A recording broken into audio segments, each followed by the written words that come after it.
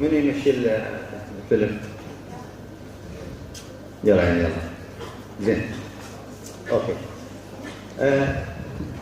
تتذكرون نحن خلينا نقول early filtrative processing. هسه filtration عرفنا صار filtration، نجي على early processing. بالبروكسيمال قلنا عندنا بروكسيمال لوب وديستال وكولكتنج ده. بالبروكسيمال تتذكرون امبارحه هاي الفكره انه عندي صوديوم بوتاسيوم بامب هنا يشتغل بالبيزولاترال، يزيد الصوديوم هنا هوايه ويقلل الصوديوم هنا كلش قليل. على هذا الموضوع اذا زاد الصوديوم هنا ايش راح يجيب لي؟ ووتر. اذا قل الصوديوم هنا ايش راح يجيب لي؟ صوديوم. فاذا هذا راح يسحب لي الووتر وايضا راح يسحب لي الصوديوم. لكن لو الصوديوم راح ينسحب منها بعد جد مفيد بعد. زين، هذا شو نسميه؟ هذا برايمري اكتف. هذا برايمري اكتف ترانسبورت. مو قلنا نعرفها لازم المواضيع نعرفها بالضبط. برايمري اكتف حركه الوتر باسف لو اكتف باسف لانه زاد الاوزمولاريتي فباسف. زين، حركه الصوديوم منها لهنا باسف لو اكتف باسف لانه قليل وجاء عليه يعني باسف. زين، انتبه، هذا الصوديوم من ديفوت، هذا الصوديوم من ديفوت منها لهنا. والله هاي نقطه مهمه. بقى ايش يسوي؟ مثل ما واحد لازم صديقه، هو مو صوديوم بيروح يقول له تعال وياي، انا رايح تعال وياي. كو ترانسبورت هذا يسموه سكندري اكتف. ليش؟ لانه هذا ليش اكتف؟ منين جاب الطاقه؟ مو هذا الصوديوم على ما طلع، ما هو اساسا يعتمد على البامب، هو مو بالاساس يعتمد على البامب. لو ما اكو بامب ما كان يمشي الصوديوم. لو ما هذا البرايمري بامب ما كان يدخل الصوديوم ولا كان يدخل معانا مثلا الجلوكوز والامينو اسيد. فهذا يسموه سكندري اكتف ترانسبورت. تمام؟ سكندري اكتف. زين، اللطيفه والميكانيكيه الاحلى منها بعد، انا اصور واحد مثل بده يطلع للجبل، هذا اكتف، ومن ينزل من الجبل شنو؟ باسف. بس من ينزل من الجبل اذا ينزل واحد وياه يسموها كو ترانسبورت. بس اكو فد عمليه تقدر تتخيلها انه هو يروح ويسحب واحد من مكانه، يعني من ينزل يجر واحد من مكانه، يعني بالعكس يسموه كاونتر ترانسبورت. يا اما ياخذ معانا هو بس الفضل يعود بالصوديوم، يا اما ياخذ معانا كو ترانسبورت جلوكوز امينو اسيد، او يسحب بالعكس هيدروجين كاونتر ترانسبورت بالعكس. وهو اثنينهم سكندري اكتف ترانسبورت. اذا ممكن يصير عندي صوديوم ري ابسوربشن، ممكن يصير عندي هيدروجين سكريشن، ممكن يصير عندي جلوكوز اند امينو اسيد ايش؟ ترانسبورت. طيب انت من جبتها هاي جمعتها كومتها هنا داخل السيركل، مو قلنا الجلوكوز وامينو اسيد جتي هنا تعرفها داخل السيركل. انت وين هدفك؟ وين توديها؟ لازم وين توصلها؟ توصلها وين؟ للدم. هنا يشكوا اكو مثلا الجلوكوز اكو شيء اسمه موليكيول جلوكوز ترانسبورتر، هو تركيزه عالي بس ما يقدر يدخل الا واحد يمشي. فهنا هو باسيف لكنه معاها كارير، فيسموها فاسيليتيتد ديفيوجن. فاسيليتيتد ديفيوجن اوف جلوكوز وامينو اسيد، وبالاخير احتصل. هذا الووتر راح يجي منه بين من التايت جنكشن نوت سو تايت، راح من يفوت الووتر راح ياخذ معاه صوديوم بوتاسيوم كلورايد والامينو عفوا ما تفوت امينو اسيد. هاي كلها يسموها بلك فلو. ووتر عن صوديوم يسموها بلك فلو معانا هذا على الواحد. يلا نيكست، روح لي على عفوا 12 لانه امبارح حكينا. روح لي على 12. افتح القائمه من فوق. لا ايرلي افتح القائمه من فوق. افتح القائمه 12. شنو الفكره؟ Glucose is vital to the body's normal functioning. However, in hyperglycemia, a condition that accompanies the disease diabetes mellitus, excess glucose accumulates in the blood. What do you think will happen if the number of co-transport molecules is not sufficient to handle an abnormally high concentration of glucose in the filtrate? Click the box next to the correct answer. زين، احنا قلنا بالبروكسيمال كل الجلوكوز راح يرجع للدم، كله البروكسيمال وكل امينو اسيد، بشرط انه انا عندي كو ترانسبورتر طبيعي. زين، اذا انت عندك الجلوكوز دود مثل شخص عنده سكري اكثر من الطبيعي، اكثر من طاقه الكو ترانسبورتر، شنو راح يصير عندك؟ يعني هذا يصير عندك فلتريشن من الجلوكوز اكثر من طاقه الري ابزوربشن بالبروكسيمال. ايش راح يصير عندك؟ وين راح يطلع الجلوكوز؟ الزايد راح يطلع بالايش؟ باليورين، يعني يسموه جلوكوز يوريا. ولهذا بالسكري شوف عند الادرار شنو في سكر يعني. تمام؟ زين، فالخيار الثاني هو شنو؟ عافيه. Yes, the transport The concept of transport maximum is much like this factory analogy. A fixed number of workers is matched to the maximum number of sacks of sugar they can remove from a moving conveyor belt. Under normal conditions, all sugar is removed because the number of workers and their rate of work is adequate to remove all of the sacks from the belt. However, if the number of sacks moving down the belt is increased, the workers cannot handle the extra load while working at their normal rate. They will remove only their normal amount, and the excess sugar will end up as waste. Now increase the blood glucose concentration by clicking the Increase Sugar Rate button. What you are now seeing is analogous to the condition of hyperglycemia resulting from diabetes mellitus. Excess sugar in the filtrate exceeds the transporting capacity of the available carriers in the cells of the proximal convoluted tubule. Therefore, some of the sugar is not reabsorbed and so is excreted in the urine. To summarize the activities of the proximal convoluted tubule, sodium-potassium ATPase ion pumps in the basolateral membrane drive the reabsorption of water and solutes by increasing the sodium ion concentration of the interstitium. Hydrogen ions are secreted into the filtrate to provide an acid-base balance. Abundant channels and transport molecules in the luminal membrane provide passage for solutes to move down their concentration gradients between the filtrate and the cytosol of the cell. Water and solutes move by bulk flow from the interstitium into peritubular capillaries to complete their reabsorption process. As a result, valued substances have been reclaimed. Approximately 65% of the filtrate is reabsorbed into the peritubular capillaries from the PCT. Included in this reabsorbed volume is virtually 100% of the filtered glucose, amino acids, and any proteins that may have escaped from the glomerulus. إذا هسه إذا يسألك يقول لك البروكسيمال إيش قد يصير يعني ريابسوربشن؟ قد ال100 50 60 65 70 75 تقول له 65% ريابسورب أو ووتر أند سوليوت. إيش قد بالمية من الجلوكوز والأمينو أسيد؟ 50 60 70 100%. تقول له 100% أو الجلوكوز إز ريابسورب. إذا هذا كلش مهم. سؤال آخر من عندي إيش أسأل عليه؟ منو أهم عامل بالموضوع كله؟ شنو هو الفقرة اللي تعتمد عليها كل هاي البروسيسز مال الووتر والسوليوت والأمينو أسيد والجلوكوز؟ وين إذا أنت عندك بندقية وتريد تضرب فرد شيء حتى توقف كل هاي ال 65%، ايش تضرب؟ يا ميكانيزم، يا بامب، يا شانل، يا ممبرين، يا ما اعرف ايش، يا ناس يا روح.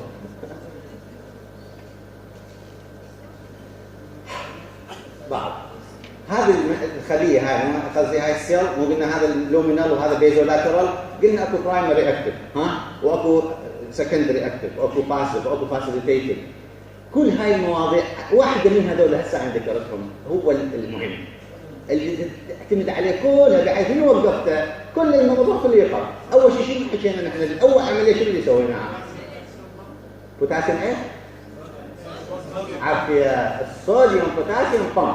وقف لي هذا البامب هنا مو صوديوم، وقفه ما راح يطلع الصوديوم، ما راح يجي الوتر، ما راح يدخل الصوديوم من داخل الخليه، واذا ما دخل الصوديوم ما راح ياخذ ويا الامينو اسيد جلوكوز وما راح يطلع بالحجم الهيدروجين وهكذا. اذا هو اهم شيء تقول لي اقول لك which is the more important is it that sodium channel potassium channel sodium potassium pump sodium potassium pump تقول لي هذا اوكي.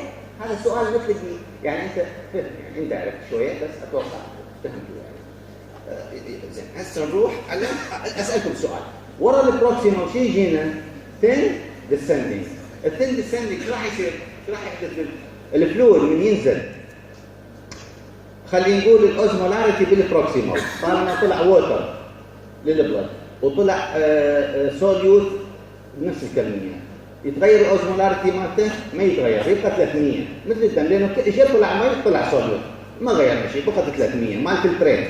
هذا الفلتريت من ينزل الثين ديسندنج راح يبقى الاوزمولاريتي ماله ثابت لو راح يزيد لو راح يقل؟ احسنتم كلكم صح، راح يزداد. ليش راح يزداد؟ لانه ايش راح يفقد؟ ووتر، لان هو ثين مخصص للوتر، سوليوت تبقى. فاذا جيت تنزل انت من الكورتكس تنزل للميدالة باللوب ومودل الميدالة ايش راح يشوف السائل؟ ايش راح يصير فيه؟ مركز. الفلتريت قصدي عفوا. more and more concentrated. تمام؟ سؤال آخر. هذا الوتر من ده يطلع، مو قلنا ثل ده يطلع؟ شنو ده يجبره يطلع؟ ليش ده يطلع؟ ليش ما يدخل؟ ليش ما يدخل؟ إذا أكو فرد شيء ده يجبره يطلع. أكو فرد شيء ده يجبره أن يطلع. شنو الشيء ده يجبره؟ الكونسنتريشن أحسن. أكو معناته بهاي المنطقة اللي برا الكونسنتريشن أعلى، ولو كان جوا أعلى سحب مي، صح ولا لا؟ طبيعي. زين، إذا هسه السؤال الثاني، شنو الشيء اللي يخلي الكونسنتريشن فوق قليل ويجد تنزل أعلى أعلى أعلى بحيث قاعد يسحب المي؟ فهمتوني؟ منو هذا اللي يقوم بالعمل؟ الجواب هو الثيك أسندنج. الثيك أسندنج شو يسوي؟ شو يسوي الثيك أسندنج؟ قلنا شنو اختصاصه؟ صوت، مو كل الصوت، تحديدا صوديوم، 1 صوديوم، 2 بوتاسيوم، 1 كلورايد. كل واحد صوديوم يسحب وياه 2 بوتاسيوم يعني 1 كلورايد، 1 3 يصيرون 4. فانت تطلع الصوت وتطلع الصوت، شوف هذا اللي يطلع لي فوق، يطلع الصوت اكثر شيء، بس كميه الصوت اللي بتطلع كل ما تطلع لي فوق تقل، يعني لو ساعات يطلع بس يعني اكثر شيء يجوا، وهم يطلع بس كميه اقل واقل واقل، ولهذا شوف التركيز جوا عالي، التركيز فوق يكون قليل. اوكي؟ بس راح نشوفها.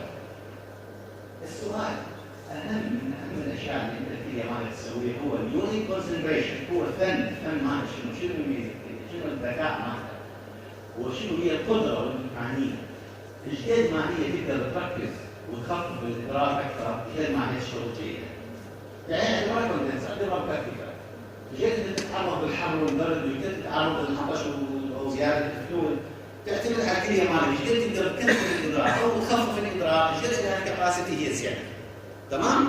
إذا the concentration ability of the kidney is one of the major criteria for the function of the kidney. If it's good, it's good to function. السؤال، إذا هذا concentration ability على أي شيء يعتمد؟ شنو الموجود حتى يصير عندي concentration ability؟ اللي يعتمد على الجملة. concentration gradient along the middle. concentration gradient along the middle. يعني شنو concentration؟ يعني تاخذ من الكورتكس وتنزل تشو تستشعر من الكورتكس تنزل دي تنزل بدورها، راح تشوف الأزمولار دي مو ثابتة، إنما قاعدة تزيد وتزيد، يعني ماكسيموم يكون بالبطن ومينيموم يكون بالبطن. وصل نشوف. اسمح لي أنت وين هسه؟ 15 ليش حال 17 شوف. As the loop of Henle ascends toward the cortex, the thin squamous cells transition to simple cuboidal cells of the thick ascending limb. Water permeability of these cells is greatly restricted by tight junctions and by a glycoprotein layer that covers the luminal membrane. Click the box on the luminal membrane to see the activity there.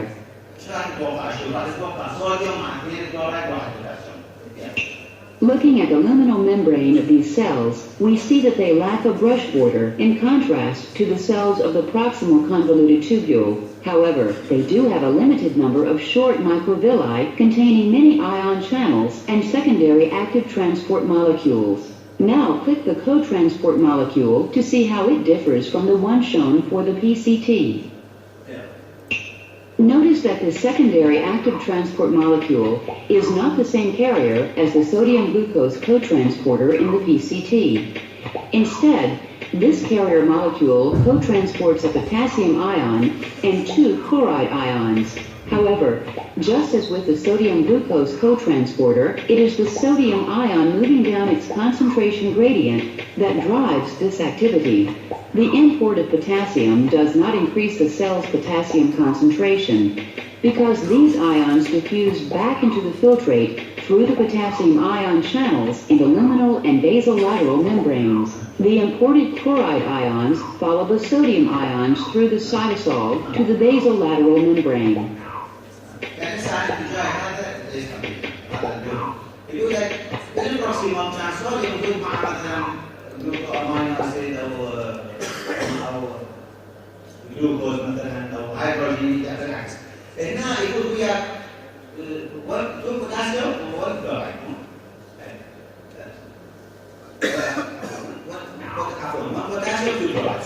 حسب الدكتور. الكلورايد وين راح تروح؟ راح تروح للبلد. البوتاسيوم مشكله، بعد اذا يتجمع اي مكان بوتاسيوم مشكله، فحلت المشكله شنو جبنا له شنو؟ بعد شو يسوي؟ ريسيرش. ولا لو ما له كان شو يصير عشان يتجمع هنا بس عنده مشكله، يعني فيصير ريسيرش ما عنده مشكله. 19 ودينا على 19. In summary, as a result of solutes being removed from the filtrate and water being retained, there are two very important effects. One, the filtrate becomes increasingly dilute as it moves up the tubule. And two, the osmolarity of the interstitium is 200 milliosmoles greater than the osmolarity of the filtrate at any given level of the tubule.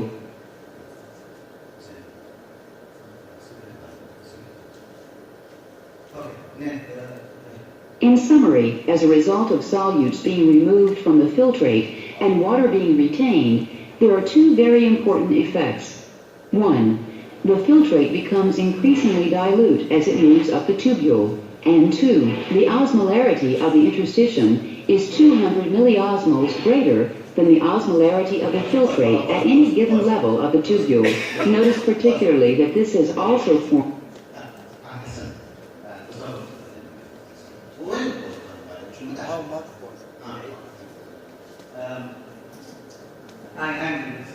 السندي قاعد تاخذ الصوت بس دائما عن الوتر، ليش عن الوتر؟ لانه صعب قاعد فاذا انت لما عندك يطلع بالبدايه يطلع صوت كل شويه ويبدا يطلع صوت البيزك الكونسنتريشن مال البريك يتخفض ويركز، قاعد اسحب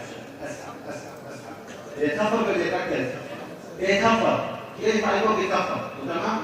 اوكي زين. لكن من يسحب الصوت الوتر الموجود دي جوا يروح وياه يريد ما يريد دائما يريد وتر وين يروح صوت جوا هاي بس يقدر لو ما يقدر ليش؟ فقط تاي جنكشن تاي معنى الكلمه مو قصدي تاي كان بروسيمال معنى الكلمه تاي وبعدين لايكوبروتين نفس الوقت.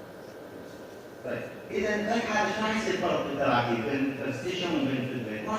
ما راح يصير كل الكلام. دائما راح يكون التركيز في الستيشن 200 اكثر من الفلتريت، يعني الفلتريت راح يكون مخفض نسبيا. زين نكست روح لي عن وين كنا نسوي 20 نكست يعني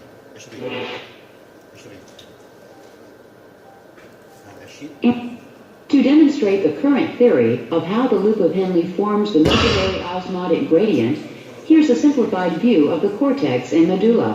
This theory is called the countercurrent theory because of the opposing flow of filtrate within the two limbs of the loop. The complex interplay of the ascending and descending limbs forms and maintains an interstitial osmolarity with a gradient from approximately 1200 milliosmoles near the bottom of the loop to the normal 300 milliosmoles near the cortex. The gradient formed by this activity is essential for the concentration of urine.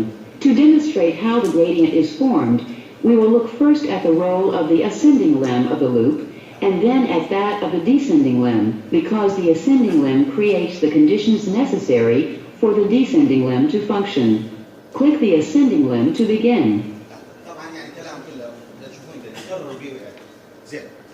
نحن عندنا شيء اسمه كاونتر كرنت ميكانيزم عليك ممسوحه كاونتر كرنت ثيوري لا بس هي مفهومه لحد يقول لك كاونتر كرنت شنو كاونتر بالعكس شنو كاونتر يعني تيار يقول لك if you have two pipes run parallel close parallel to each other and they close to each other and opposite direction.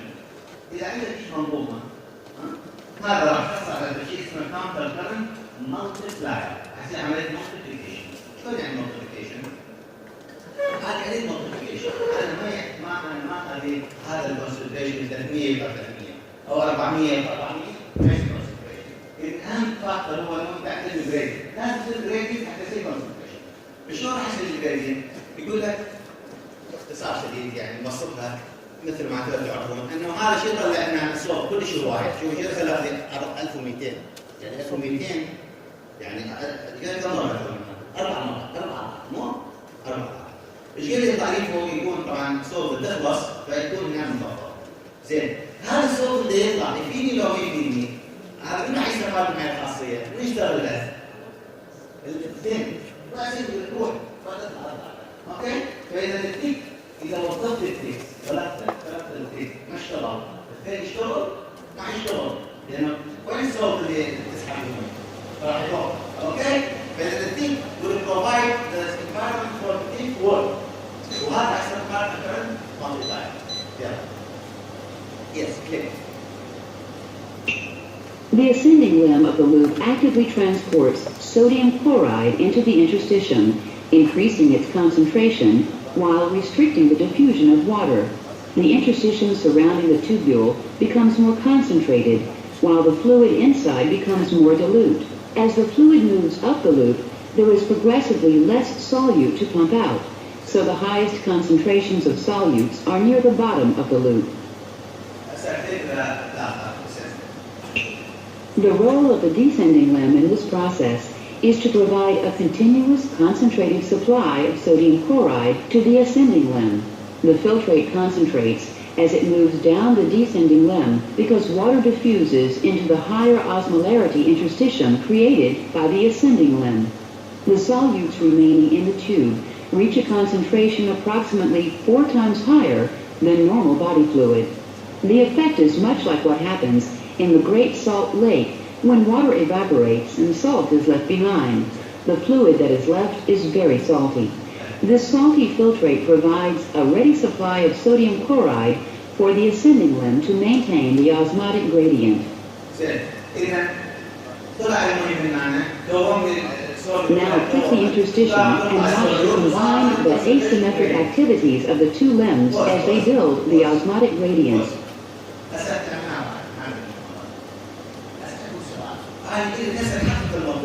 هذا صار عندي هنا 300 مع 200 يعني صار جريدينت يعني يصير كونسنتريشن شلون؟ السؤال هذا التشو هذا اللي قبل تشو ليه هذا الوقت يجي يغذي؟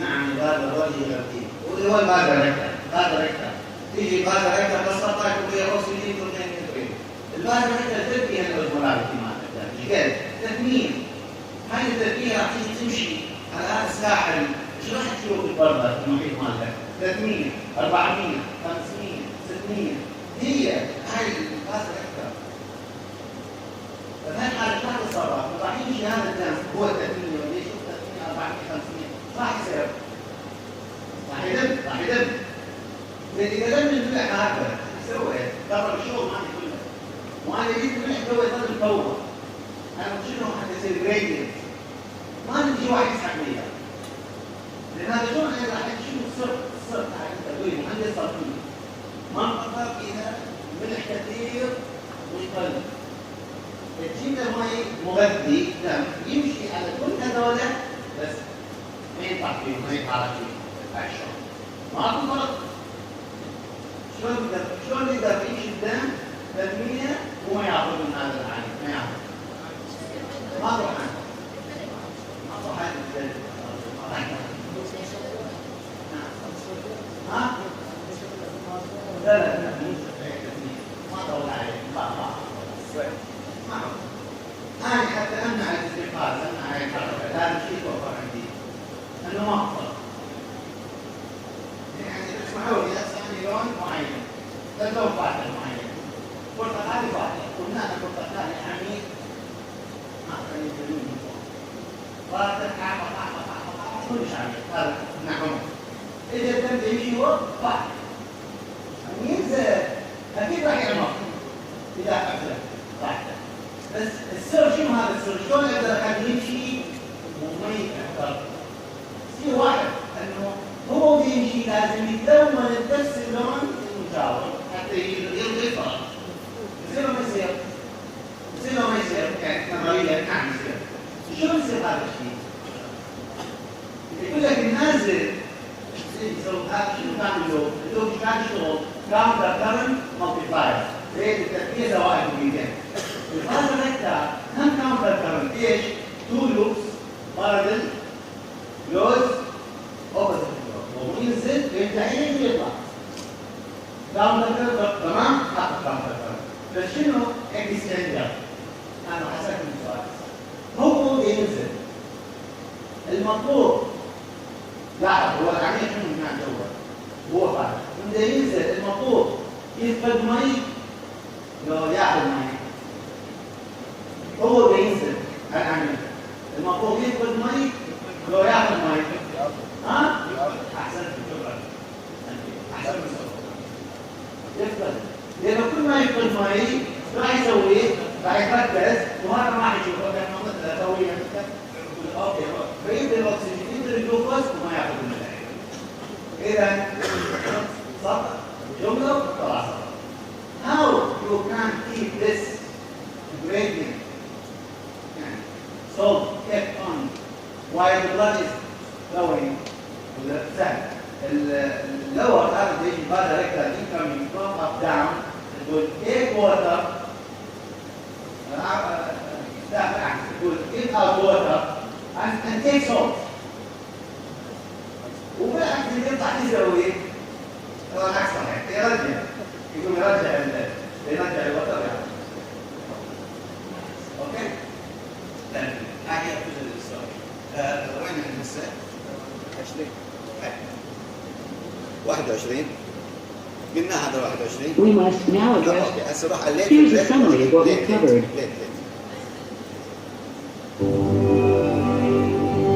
The final processing of filtrate in the late distal convoluted tubules and collecting ducts comes under direct physiological control.